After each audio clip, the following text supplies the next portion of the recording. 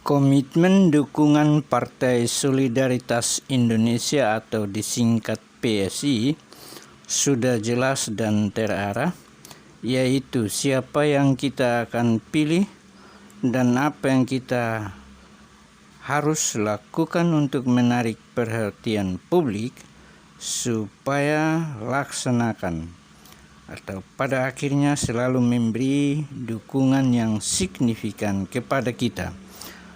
Untuk mencapai dengan standar ini atau yang ditetapkan ini, kita perlu dan butuh membuat analisis SWOT.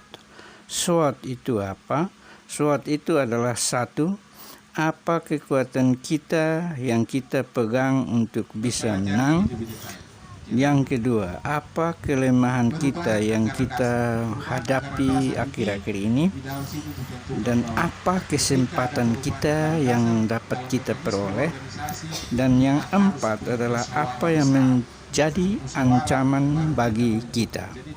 Untuk menjawab semua pertanyaan yang disebutkan tadi, maka track record kita perlu dikaji kembali. Mari kita simak program dan agenda yang pernah dilakukan oleh Partai Solidaritas Indonesia atau PSI beberapa tahun terakhir ini. Tokoh-tokoh partai ini banyak mengajak warga negara yang muda-muda untuk berpartisipasi aktif dalam kegiatan politik.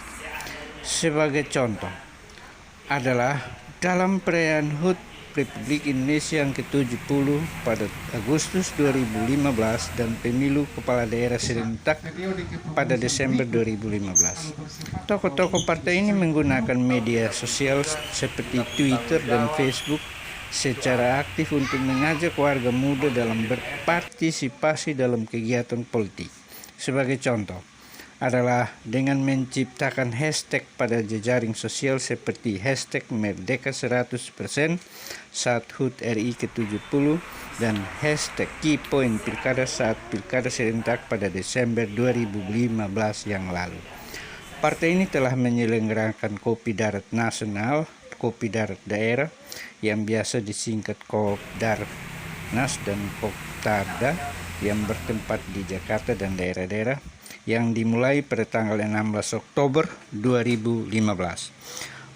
Pada awal pandemi, pengurus dan anggota legislatif PSI di seluruh Indonesia berinisiatif membagikan alat pelindung diri atau APD dan masker kepada tenaga kesehatan yang saat itu kekurangan APD di tengah lonjakan kasus COVID-19. Anggota-anggota legislatif PSI pun kompak menyumbangkan gaji mereka untuk membantu rakyat terdampak pandemi. PSI juga menggulir program hashtag Ricebox PSI sejak April 2021 dan tidak kurang dari 350.000 nasi kotak yang dibagikan kepada rakyat terdampak pembatasan mobilitas sosial. Program ini dapat berjalan berkat partisipasi donatur yang peduli dengan kesulitan sesama.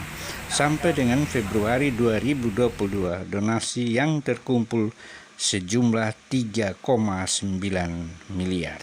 Sebagai konsekuensi dari keinginan menjadikan PSI sebagai partai publik yang secara definisi merupakan keputusan strategis parpol, tidak hanya diputuskan secara elitis oleh pengurus inti, namun pendapat dan pikiran simpatisan juga didengar dengan baik. Pendanaan PSI ditanggung publik sehingga PSI tidak bergantung pada segelintir donatur besar saja. Dalam konteks inilah PSI meluncurkan program Kartu Sakti untuk memberikan ruang kepada semua lapisan masyarakat untuk berdonasi secara rutin. Kita akan sambungkan lagi breaking news ini. Tetap stay on atau tetap bersama channel ini untuk mendapatkan berita-berita aktual lainnya demi perkembangan PSI ke depan. Jangan lupa tekan tombol subscribe dan tombol like.